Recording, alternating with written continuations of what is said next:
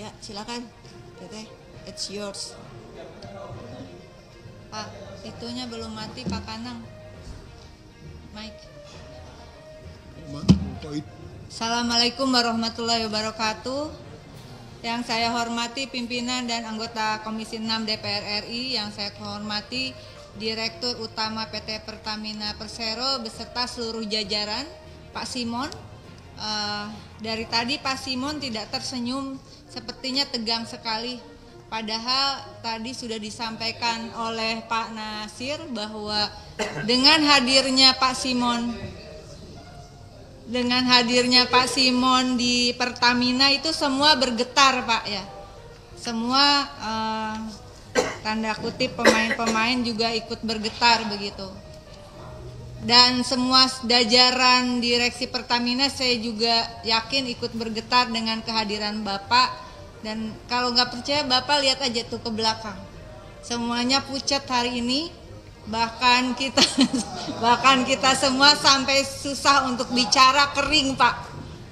Karena lagi puasa. Jadi alasannya itu. Kenapa mati ini ya? Oke, lobet, nggak apa-apa ada ini. Nah, pimpinan yang kami hormati, tadi ada beberapa persoalan terkait dengan indikasi korupsi dan hal lainnya. Kita juga mendukung para penegak hukum tentu saja untuk melakukan penegakan hukum seadil-adilnya begitu. Tapi di sisi lain Pak Simon, saya akan tetap konsisten bahwa kinerja Pertamina khususnya dalam penyediaan, pendistribusian dan seterusnya itu adalah juga terkait dengan aturan hukumnya. Dan persoalan energi, mau BBM maupun itu LPG dan sebagainya, LNG, bukan hanya persoalan bagaimana rakyat bisa terpenuhi kebutuhan energinya, tetapi persoalan energi adalah persoalan pertahanan dan kedaulatan negara sebetulnya. Dan itu berulang kali disampaikan oleh Presiden Prabowo Subianto, sehingga ada komitmen yang kuat dari Presiden untuk bagaimana kita bukan hanya mandiri tapi berdaulat di bidang ekonomi begitu. Yang dicirikan dengan salah satunya adalah daulat di bidang energi. Dan kita tentu sangat mendukung bahwa ada keputusan secara bertahap dihentikannya impor BBM. Selanjutnya adalah saya ingin bertanya ini karena kerja Bapak beserta seluruh jajaran direksi itu tergantung dari aturan hukum yang mengatur. Karena kita negara hukum, tidak mungkin tidak ada payung hukumnya. Yang menjadi fokus dari kami, saya khususnya adalah setelah rame-rame ini juga membuka satu fakta bahwa persoalan bagaimana BBM itu tidak tepat sasaran, juga adanya indikasi carut marut di dalam tata kelola Pertamina begitu.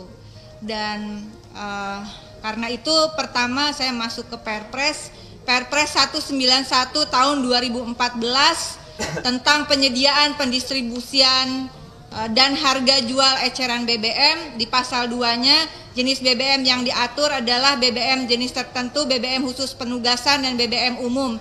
Pasal 3-nya ini kemudian adalah BBM tertentu, minyak tanah, minyak solar yang khusus penugasan bensin RON dengan 88 Pak. Masih RON-nya 88. Saya sudah bertelepon dengan Pak Simon ya Pak ya. Tolong Bapak perhatikan ini dan memberikan, betul Pak, betul, saya ini ada perpresnya Pak. Perpresnya ini yang diduduki karena ini perpres lama 2014 sehingga masih RON minimal 88. Nah, kemudian ketika terjadi kekurangan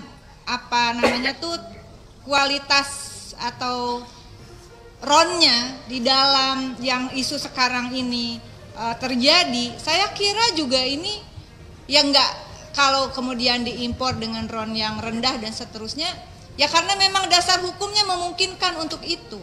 Kemudian tentang LPG adalah Perpres 104 tahun 2007 yang direvisi dengan Perpres 70 tahun 2021 tentang perubahan Perpres 104 tentang penyediaan, pendistribusian dan penetapan harga LPG tabung 3 kg. Pasal 8 Bapak, penyediaan dan pendistribusian atas volume kebutuhan tahunan LPG tabung 3 kg dilaksanakan oleh badan usaha melalui penugasan oleh menteri yang terkait tentunya. Nah, pertanyaannya adalah Pertamina artinya bukan penentu siapa yang ditunjuk untuk penyediaan dan pendistribusian gas 3 kg tersebut, ya betul Pak ya? Kalau begitu ya, mungkin ada yang lebih memahami dari sisi payung hukum. Izin pimpinan. Berarti kan itu ada badan usaha, betul kan Pak? Yang pendistribusian dan penyediaan kebutuhan tahunan LPG. Karena dasar hukumnya seperti itu. Ada yang paham dasar hukum di sini dari Pertamina? Ada yang paham dasar hukumnya? Dasar hukum jadi pendistribusian BBM itu, penyediaan, pendistribusian dan harga itu ada dasar hukumnya. Ini saya tanya serius loh. Saya nanya serius, kok nggak ada yang paham dasar hukumnya gitu. Ya. Ini saya lagi bicara, maaf pimpinan. Ini saya tanya ini karena pasal Perpres 104, kalau nggak Pak Herman dulu lah. Saya skip dulu silahkan. Nggak apa-apa, Pak Herman aja dulu. Nggak, soalnya jadi nggak concern Pak Herman, maaf Pak Herman. Karena saya tanya ini masalah serius ya. Bahwa pendistribusian harga gas itu kalau boleh dicek tidak sesuai lah dengan apa yang diumumkan oleh Corporate Secretary Pak PJS Corporate Secretary, melon 3 kg 18.000, LPG 5,5 kg 90.000, 12 kg 194.000. Tapi di lapangan kemungkinan harganya lebih dari yang ditentukan dengan berbagai faktor, sama-sama minyak goreng. Nah, penyediaan dan pendistribusian ini ada aturan hukumnya, yaitu Perpres nomor 70 tahun 2021 yang merupakan revisi dari Perpres 104 tahun 2007 tentang penyediaan, pendistribusian dan penetapan harga LPG 3 kg. Di pasal 8-nya di situ disebutkan bahwa pendistribusian dan penyediaan itu dilaksanakan oleh badan usaha. Perpres, bukan saya ngomong. Melalui penugasan oleh menteri. Ini Menteri ESDM berarti ya, Bapak, betul? Menteri ESDM. Pertamina Patraniaga menyalurkan kepada perusahaan yang sudah diputuskan oleh kementerian, betul Pak ya? Tidak seperti itu. Alurnya seperti apa? Izin pimpinan. Mohon izin. Betul bahwa dasar penyaluran BBM untuk JBT JPKP atau penugasan dan subsidi Perpres 191 2014 untuk LPG adalah Perpres 104 2007. Ya. Penugasan oleh kementerian terkait dalam hal ini Menteri ESDM kepada badan usaha. Ya. Yang dimaksud badan usaha di sini adalah badan usaha migas, dalam hal ini Pertaminanya. Jadi oleh Pertamina sendiri, oleh Patraniaga. Kementerian ESDM menunjuk Pertamina dan Pertamina menugaskan ke Pertamina Patraniaga. Berarti inilah nyambung dengan isu tadi sudah disampaikan indikasi monopoli LPG. Ya, yang terkait juga dengan LPG non subsidi hasil temuan dari Komisi Pengawas Persaingan Usaha begitu. PT Pertamina Patraniaga terindikasi monopoli di pasar LPG bulk non PSO untuk dikemas ulang dengan harga tinggi sehingga akhirnya konsumen beralih ke LPG 3 kg. Pada 2024 Pertamina Patraniaga untung 10 kali lipat di angka 1,5 triliun dari penjualan non subsidi dibanding laba LPG subsidi. Ini nanti mohon penjelasannya, tidak perlu dijawab langsung. Yang kedua adalah mengenai ada beberapa penyelewengan kasuistik solar subsidi di Kolaka, Sulawesi Tenggara dengan kerugian 105 miliar oleh pegawai PT Pertamina Patraniaga. mengangkut BBM, mobil pengangkut BBM-nya ini canggih banget, dibelokkan Pak ke gudang penimbunan begitu, sehingga harga dijual dari 6.800 menjadi 19.300. Lalu di Tuban dan di dapil saya Karawang ini juga solar subsidi yang harusnya 6.800 dijual 8.600 per liter. Artinya memang ada masalah di dalam tata kelola. Dari mulai penyediaan sampai distribusi sampai kemudian diterima oleh konsumen, yaitu rakyat Indonesia. Saya kembali pada persoalan Pertalite dan Pertamax. Tadi dasar hukum ya, dasar hukumnya dengan demikian tentu saja ini adalah wewenang ESDM. Di rapat tanggal 3 Desember 2024 kita bertemu pertama kali Pak Simon. Saya sudah meminta bagaimana perkembangan dari revisi atas Perpres tersebut.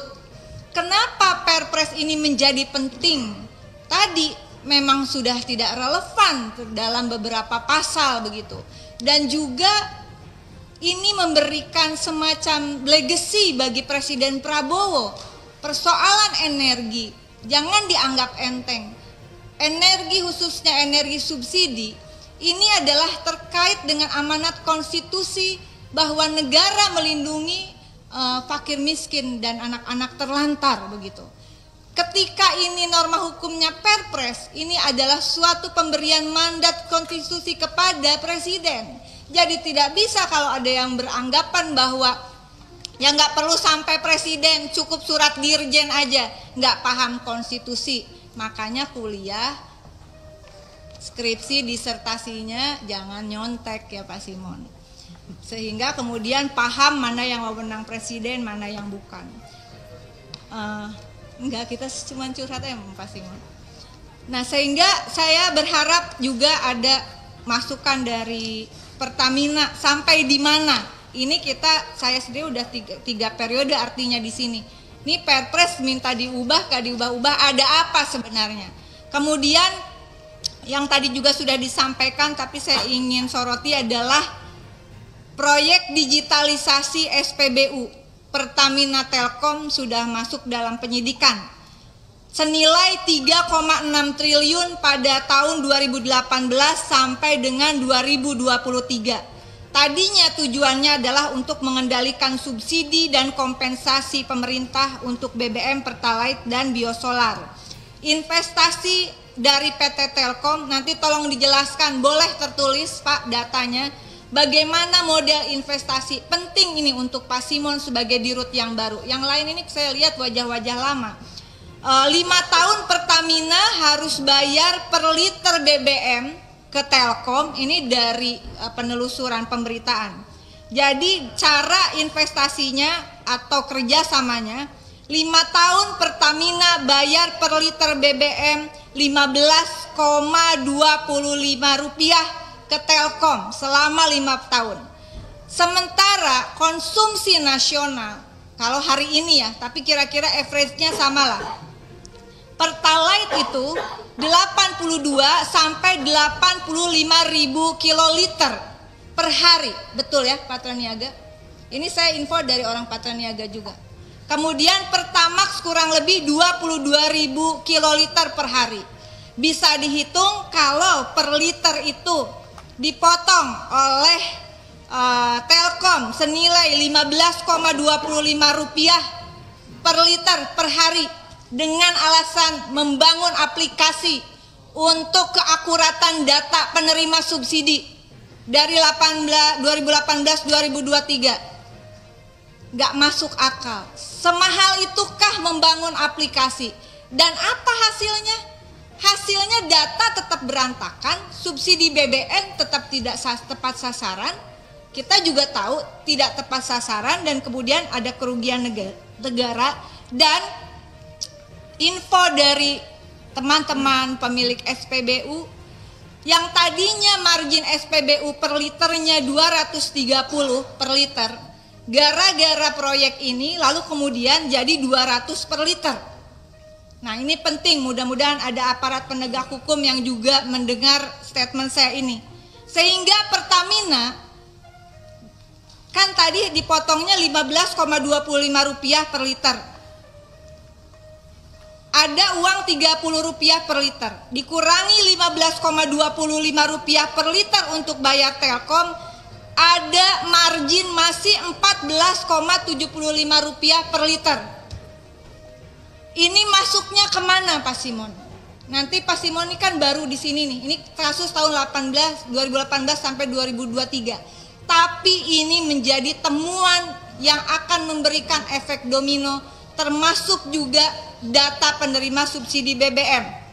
Saya ngobrol dengan beberapa teman Pertamina dengan alasan, ini ada Mbak yang di belakang ya, siapa namanya Mbak, lupa ya, bahwa Pertamina tidak menggunakan data bansos dari institusi yang lain, tapi menggunakan lewat siapapun yang daftar pakai KTP.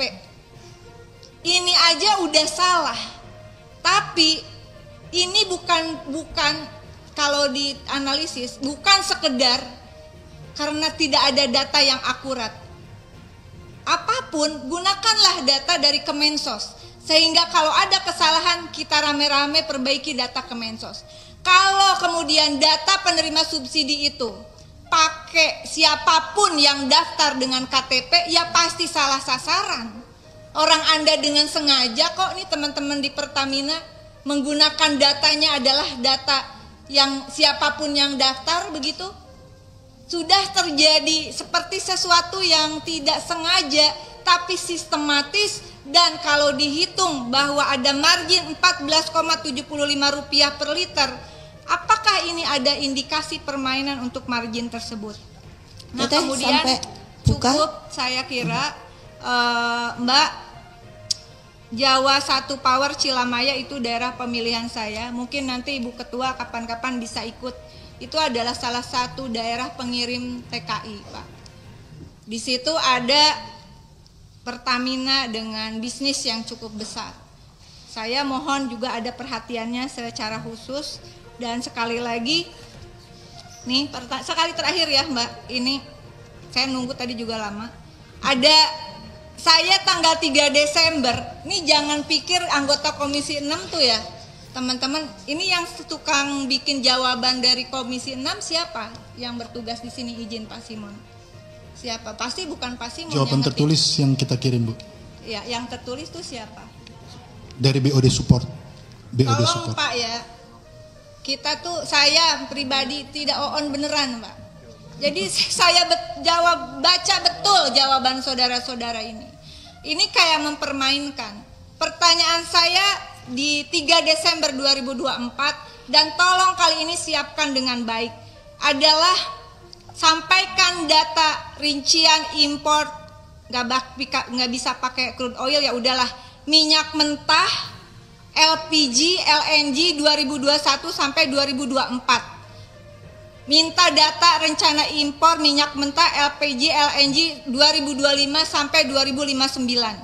Minta rincian data BPP minyak mentah Indonesia yang dari Indonesia, dan data BPP minyak mentah impor, karena untuk Pertalite 45 sampai 50% impor, dan untuk Pertamax 70 sampai 80% impor. Jawabannya Pak cuman seperti ini, berikan data tertulis jawaban, melakukan impor minyak mentah dengan top, disebutkanlah perusahaannya. Tapi oke, saya sampaikan perusahaan yang mengimpor minyak ke Indonesia. Jadi tadi beberapa teman mengatakan karena kami mencintai Pertamina, karena kami memiliki nasionalisme, maka kami tetap menggunakan minyak dari BBM Pertamina. Sementara termasuk dari Shell. Ini top 8 supplier trader yang jawaban Pertamina ini.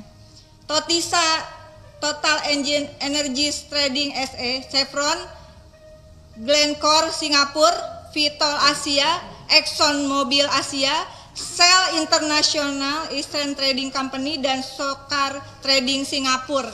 Impor semuanya. Ya, jadi dengan demikian Saya minta jawaban juga terkait tadi beberapa hal, Pak. Tertulis yang serius lah, Pak. Jawaban cuman selembar begini, Pak. Bagaimana mau analisis? Sedih saya, Pak. Sedih. Ini pertanyaan saya dari September 2022. Silahkan teman-teman Pertamina di googling. Saya minta data ini dibuka. Kalau dari waktu itu sudah terbuka ke publik data BPP dan data impor, saya kira tidak akan separah ini masalahnya.